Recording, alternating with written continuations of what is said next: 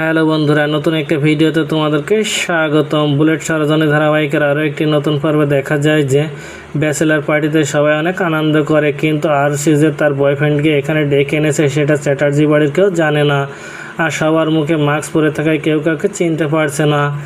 এদিকে সরোজকে অর্ণব মনের কথাটা বলতে পারছে না, কিন্তু অর্ণবও বুঝতে পারে সে সরোজকে ভালোবাসে, সরোজও অর্ণবকে ভালোবাসে। এদিকে আরশি যে রণকে পথে বসাতে, রণকে বিয়ে করতে রাজি হয়েছে সেটাকেও জানে না। রণ থেকে সবটা নিজের করে নিয়ে রণকে ডিভোর্স দিয়ে বিয়ে করবে তার বয়ফ্রেন্ডকে।